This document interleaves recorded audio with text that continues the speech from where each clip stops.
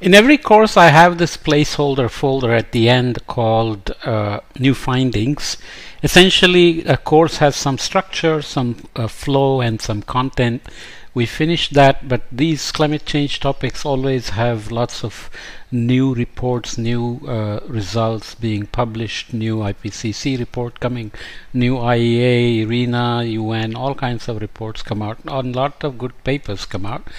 So this new findings in each course gives me a place to put the most relevant recent findings, not necessarily always very recent, but it's just something that was not in the course but needs to be given to you as a podcast.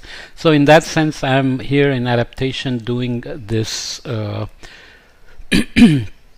new findings section. We will look at a couple of examples of how globally actual human adaptation is happening. We looked at the Holocene adaptation, which was majorly driven by water considerations, but that's an interpretation of all the evidences we have.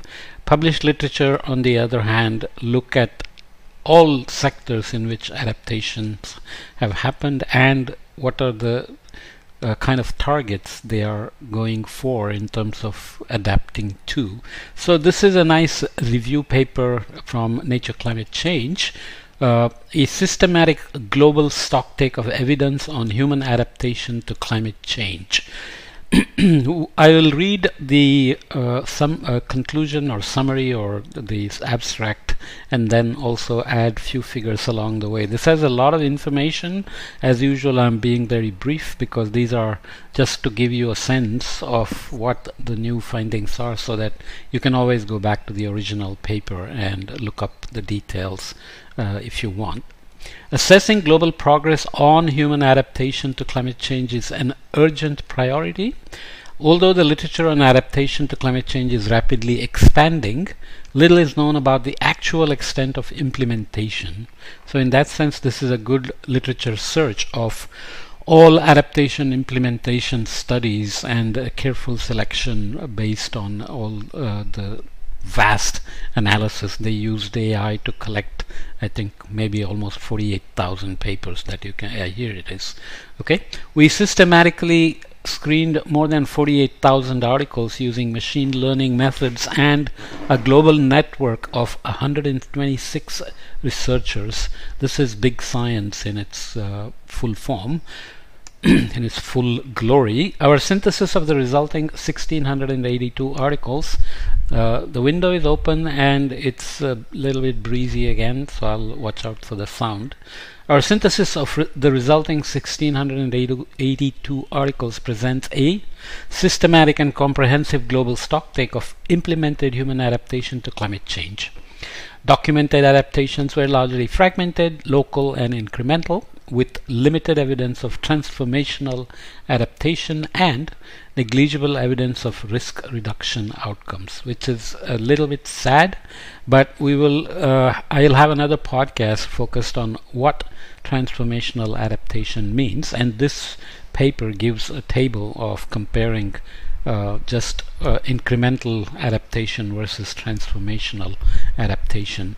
We identify 8 priorities for global adaptation research, assess the effectiveness of adaptation responses, enhance the understanding of limits to adaptation. So there are hard and soft limits. Hard limits are some things that cannot be met at all through adaptation, and soft limits are those that are available and can be made accessible by various factors. Okay. Enhance the understanding of limits to adaptation, enable individual and civil society to adapt, include missing places, scholars and scholarship. Understand private sector responses, improve methods for synthesizing different forms of evidence, assess the adaptation at different temperature thresholds, and improve the inclusion of timescales and dynamics of responses. Okay, is that exhaustive? Not quite, but it covers kind of the topics we've been talking about: the need for regional, local specific information and tracking risks via metrics and indices and screening questions and targets, so that everything can be done better and they don't end up becoming just failures. Okay, let me close the window because it's a little too breezy here. Sorry about that.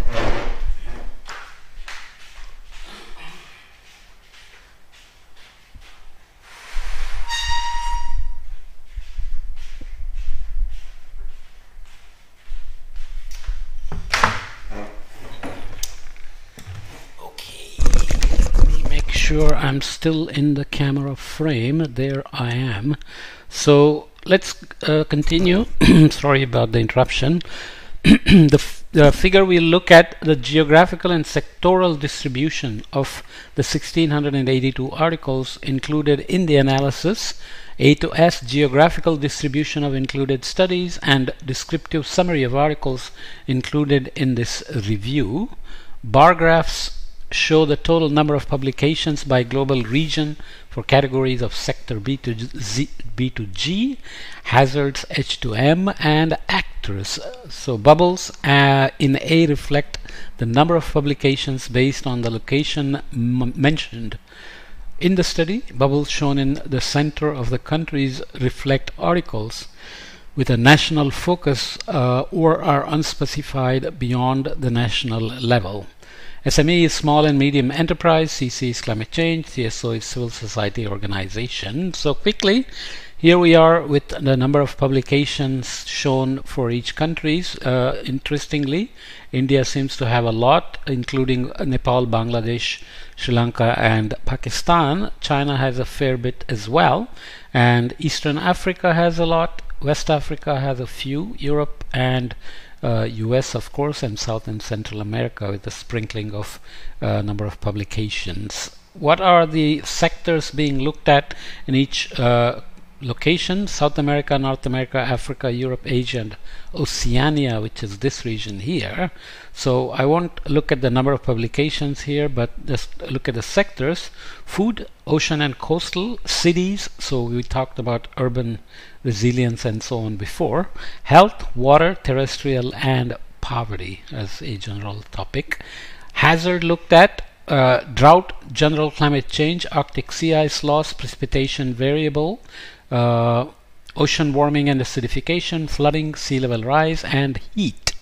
Okay, actors, subnational government, institutions, national and global, local government, CSO, national and global CSOs, private sector corporations, local CSO, private sector small and medium enterprises, individual or households, and national governments. Okay, so you can see that there are various numbers.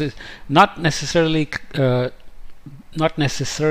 that some specific preference is given. It's just that out of more than 48,000 papers they scanned, they have chosen about 1600 or so, and that's what ends up giving this distribution. So the distribution of article by categories of hazard, actor, sector, and type of response then. So here indicator, hazard, sea level rise, so these are number of articles and share of the database. So let's look at some details of what we mean by hazards. Sea level rise, extreme precipitation and inland flooding, increased frequency and intensity of extreme heat, precipitation variability, drought, rising ocean temperature and ocean acidification, loss of Arctic sea ice, general climate impacts, and other. Other is quite a big number here.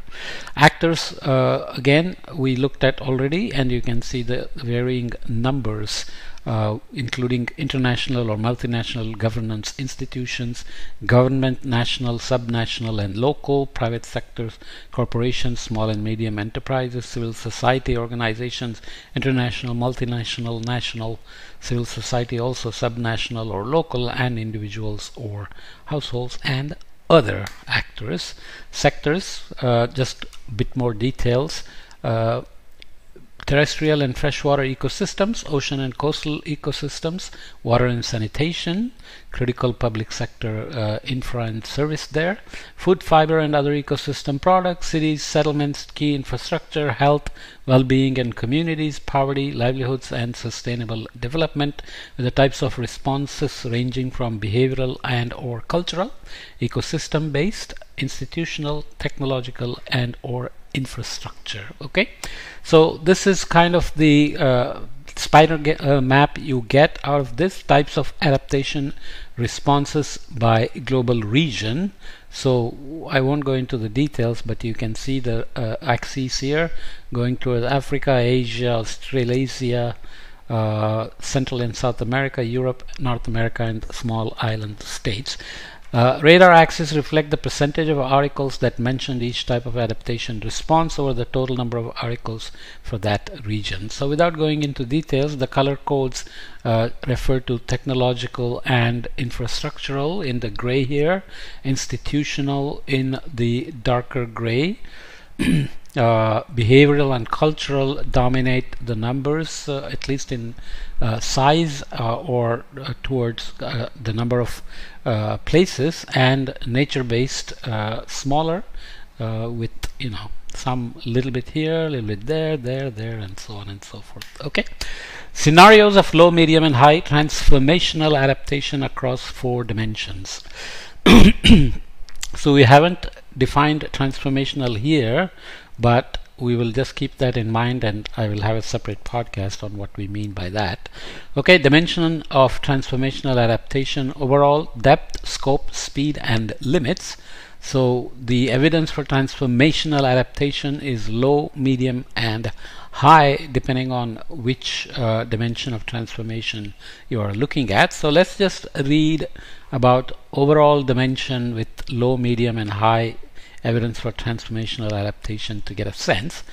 Overall here, adaptation is largely sporadic and consists of small adjustments to business as usual. So keep doing what you are doing, but make a minor adjustment. Coordination and mainstreaming are limited or fragmented. In the medium evidence case, adaptation is expanding and is increasingly coordinated and includes wider implementation and multi-level coordination. When the evidence is high for transformational adaptation, adaptation is widespread, implemented at or very near its full potential across multiple dimensions. So you get similar ideas here. What do we mean by limits? Adaptation may approach but do not exceed or substantively challenge soft limits, which means if you try more, finance, incentives, etc., you will accomplish those, or you will cross those limits. But in the case of low evidence, that's not done. In the case of medium evidence, adaptations may overcome some soft limits but do not challenge or approach the hard limits where you have reached the adaptation limit and you just cannot go past that. In the case of high evidence, adaptations exceed many soft limits and approach or challenge the hard limits. So hard limits may not be able to be crossed, but you can seriously challenge them with concerted transformational adaptation. Okay. Another figure: evidence of transformational adaptation by sector and region. Should I leave this for the next podcast? Maybe that's a good idea.